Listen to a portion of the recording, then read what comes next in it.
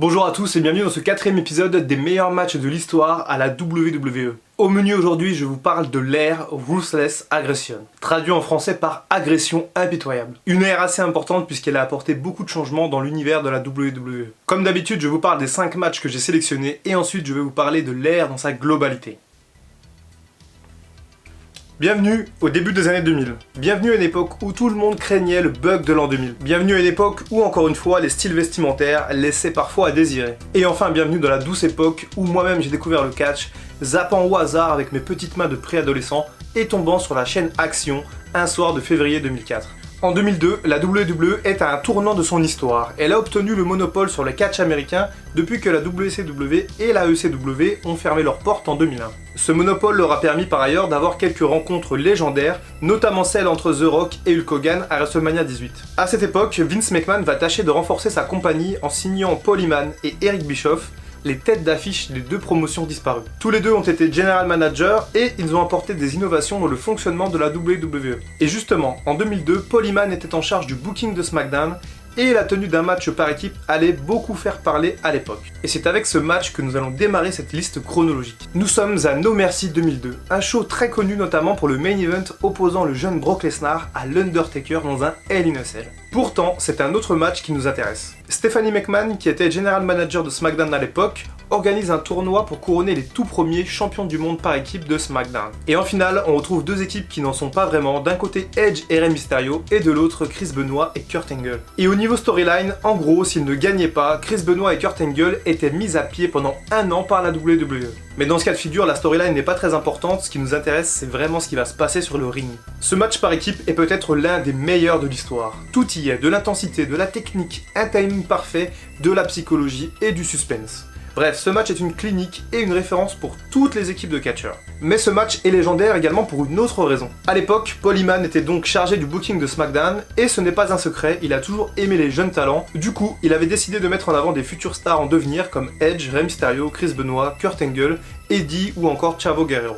Et ce qu'on appelle encore le SmackDown 6 est à cette époque ce qu'il se fait de plus divertissant du côté de SmackDown. Et ce, même si ces catcheurs sont catégorisés dans la mid-card de la WWE. Toutes les confrontations entre ces catcheurs friseront l'excellence, et on verra un petit peu plus loin dans la vidéo qu'ils seront quasiment tous pushés vers les titres mondiaux. Et pour ce qui est de ce match, Angle et Benoit allaient gagner et devenir les premiers champions du monde par équipe du côté de SmackDown. Cependant, ils allaient vite se séparer et livrer une bataille épique pour le titre de la WWE quelques mois plus tard lors du Royal Rumble 2003. Un match que je ne vais pas développer plus que ça dans cette vidéo, mais que vous devez voir si vous voulez voir l'apogée du catch technique sur le ring. Après avoir battu Chris Benoit dans ce match superbe au Royal Rumble, Kurt Angle voguait vers WrestleMania 19 en tant que champion de la compagnie. Et son adversaire allait être nul autre que Brock Lesnar, le jeune catcheur avide de récupérer le titre de champion du monde. Il gagne le Royal Rumble match cette année-là en 2003 pour sa première participation, s'emparant de l'opportunité pour aller affronter son ex-ami Kurt Angle et lui ravir sa ceinture. Et ce match entre Kurt Angle et Brock Lesnar représente cette fois-ci l'aboutissement de la lutte pure sur un ring de catch. Les deux athlètes étant très largement titrés dans ce sport, Kurt Angle étant même devenu champion olympique de lutte libre en 1996. Autant vous dire que si vous aimez la lutte amateur, ce match est fait pour vous. Et à cette époque, Brock Lesnar était un jeune catcheur très prometteur, assez divertissant sur le ring puisqu'il utilisait beaucoup de prises différentes. Et il faisait même des matchs de 30 minutes. Après une bataille intense sur le ring où les deux catcheurs donnent tout, Brock Lesnar décide de porter un shooting star press à Kurt Angle. Mais bien qu'il soit très athlétique, Lesnar se rate complètement et atterrit tête la première sur le ring. La chute est terrible et ça semble miraculeux qu'il ait pu terminer ce match. Il s'en tire au final uniquement avec une simple commotion cérébrale. Il parvient à porter un ultime F5 à Kurt Angle et à le couvrir pour remporter le titre de la WWE. Et Brock Lesnar est à ce moment-là tout en haut de la hiérarchie dans la compagnie de Vince McMahon. Et ce, alors qu'il participait à son tout premier WrestleMania. Un an plus tard, la WWE allait nous offrir un autre main event de génie. Peut-être l'un des tout meilleurs main events de l'histoire de WrestleMania. En même temps, quand vous avez sur le ring 3 talents bruts comme Chris Benoit, Shawn Michaels et Triple H, ça ne peut que faire des étincelles. En 2004, Chris Benoit remporte le légendaire Royal Rumble match en partant de la première position. Et bien que catcheur du côté de SmackDown, il choisit d'affronter Triple H pour le titre de Raw et non son ami Eddie Guerrero pour le titre de SmackDown. Le match devient par la suite un triple menace lorsque Shawn Michaels, qui était en rivalité avec Triple H, signe le contrat à la place de Benoit lors d'un épisode de Raw. Oui, on peut tout à fait dire que Shawn Michaels s'est incrusté dans le main event de WrestleMania 20. Au niveau du match, la foule était entièrement derrière Benoit. Il bénéficiait d'un énorme soutien populaire à l'époque, un petit peu à la manière de Daniel Bryan 10 ans plus tard. La foule était tellement à fond que pendant les séquences où Benoit n'était plus dans le coup, les spectateurs huaient de bon cœur Triple H et Shawn Michaels. Chris Benoit, plus petit par la taille, semblait clairement dans l'incapacité de vaincre les deux légendes et ex-alliés du clan DX. Et pourtant, après un match magnifique, d'une intensité folle, Chris Benoit parvient à faire abandonner Triple H pour devenir le nouveau champion poids lourd de la WWE. Et cette dernière image, absolument magnifique. Eddie Guerrero, le champion de la WWE, et l'ami de longue date de Chris Benoit le rejoint sur le ring et ils célèbrent ensemble la victoire du nouveau champion. Et d'ailleurs, petite anecdote, c'est la première d'une série de défaites pour Triple H à WrestleMania, qui va ensuite perdre contre Batista et John Cena afin de mettre en avant la nouvelle jeunesse et les nouvelles stars du catch. Si vous aimez le catch, alors vous ne pourrez qu'adorer le prochain match que je vais vous présenter. Un an après avoir échoué dans sa quête du titre mondial, Shawn Michaels participe au Royal Rumble 2005 dans l'espoir de le gagner une troisième fois et d'accéder au main event de WrestleMania 21. Mais ça, c'était sans compter sur Kurt Angle qui, vexé de s'être fait éliminer par le Heartbreak Kid, remonte sur le ring pour éliminer vicieusement Shawn Michaels. Tout était acté, les deux légendes du catch allaient s'affronter lors de la 21e édition de WrestleMania. Et au Staples Center de Los Angeles, en Californie, plus de 20 000 personnes ont assisté ce soir-là à un match fantastique entre deux des plus grands performeurs de l'histoire. Un dream match entre deux techniciens des rings au style assez différent qui ont offert ce soir-là un véritable récital. Que ce soit la vélocité de Kurt Angle sur le ring ou l'art du selling de Shawn Michaels, ce match est considéré par beaucoup comme l'un des meilleurs de l'histoire de WrestleMania. Et ce final dantesque. Kurt Angle coince le Heartbreak Kid dans sa prise de soumission, le Ankle Lock, et de longues minutes passent sans que Shawn Michaels ne puisse parvenir à se sortir de la prise.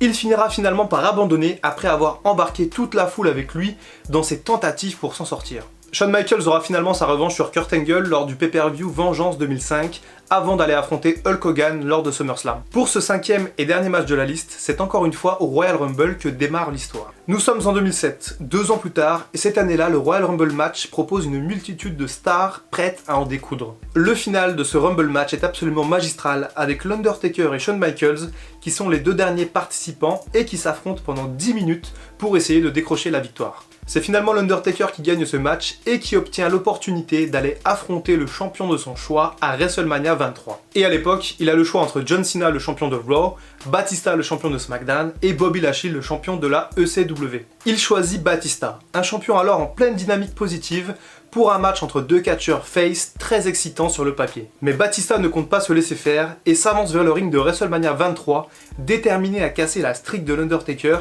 et à garder son titre de champion après avoir loupé WrestleMania 22 l'année d'avant. Et sur le ring, une intensité à couper le souffle. L'Undertaker gagne finalement dans un match qui représente le show-stealer de la soirée, un duel unanimement reconnu par la critique.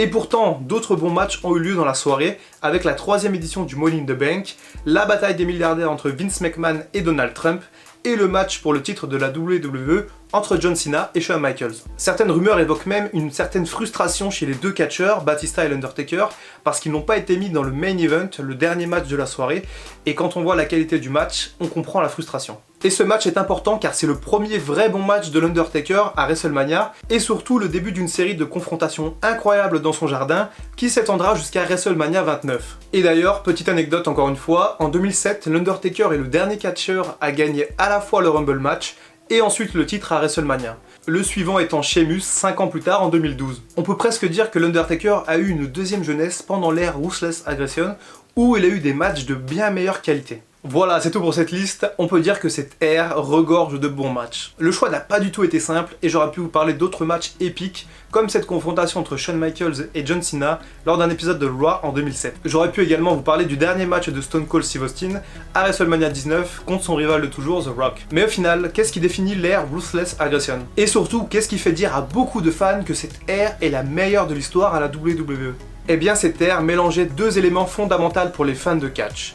Une qualité technique incroyable et des storylines de qualité très travaillées. Le tout en conservant une bonne partie de l'intensité présente pendant l'ère Attitude Era. Et puis, avec le rachat de ces deux concurrents, la WWE disposait de beaucoup de superstars pour améliorer la qualité de son produit. La Brand Extension va à l'époque séparer totalement les deux rosters, Raw et SmackDown ayant leur propre catcheur, leur propre titre, et leur propre mode de fonctionnement. La division SmackDown bookée par Paul Heyman a offert à cette époque une grande variété de matchs qui sont restés dans l'histoire. Et du côté de Raw, les rivalités étaient prenantes avec notamment le gang de l'Évolution qui était la tête d'affiche jusqu'au face turn de Batista en 2005 et l'explosion du clan. D'ailleurs, cette ère a été une ère d'opportunité pour de nombreux catcheurs d'accéder au main event.